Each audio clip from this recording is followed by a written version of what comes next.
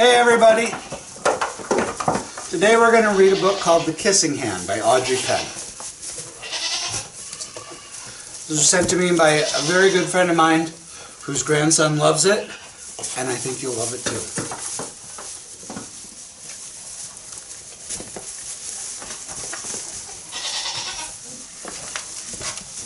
Svetka, let go of my ear. Okay.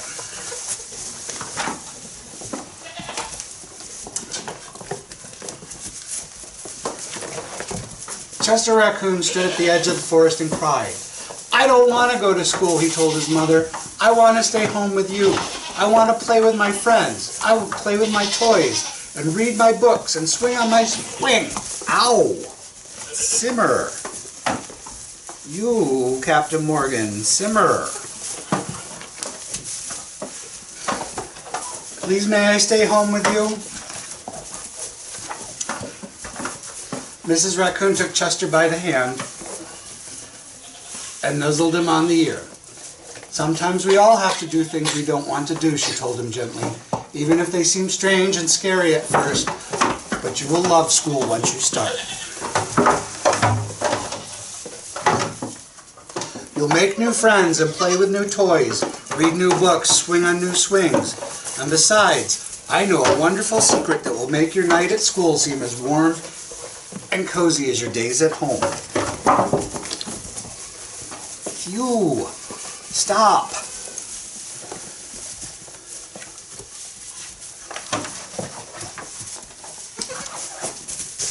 Chester wiped away his tears and seemed interested. "A secret? What kind of secret?" "A very old secret," said Mrs. Raccoon. "I learned it from my mother, and she learned it from hers. It's called the kissing hand." "The kissing hand," says Chester. "What's that?"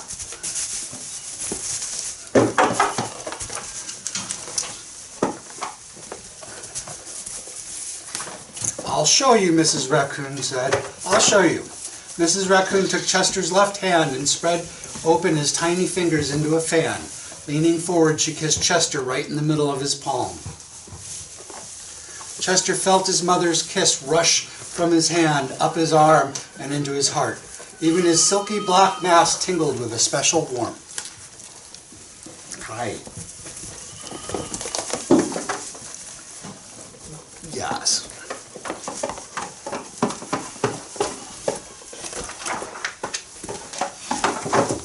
Mrs. Raccoon smiled.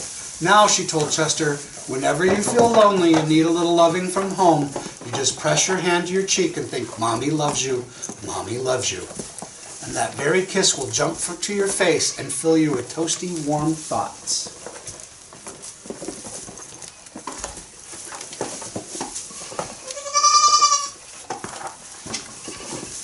She took Chester's hand and carefully wrapped his fingers around the kiss. "Now do be careful not to lose it," she teased him. "But don't worry. When you open your hand and wash your food, I promise the kiss will stick." Nice fight.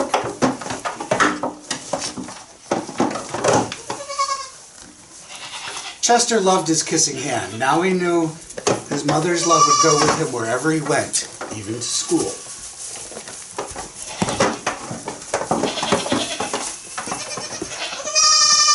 That night, Chester stood in front of his school and looked thoughtful. Suddenly he turned to his mother and grinned. "Give me your hand," he told her. "Right. Stop." Chester took his mother's hand into his own, unfolded her large familiar fingers into a fan, and he leaned forward and kissed the center of her hand. "Now you have a kissing hand too," he told her. And with a gentle goodbye and "I love you," Chester turned and danced away.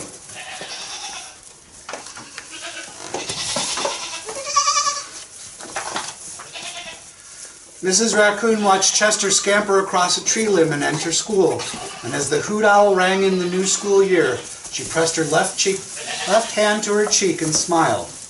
The warmth of Chester's kiss filled her heart with special words. "Chester loves you, Chester loves you."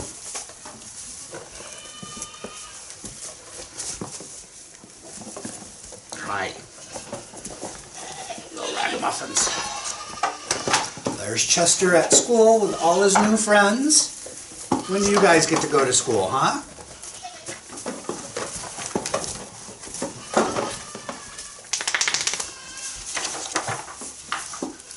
I love you.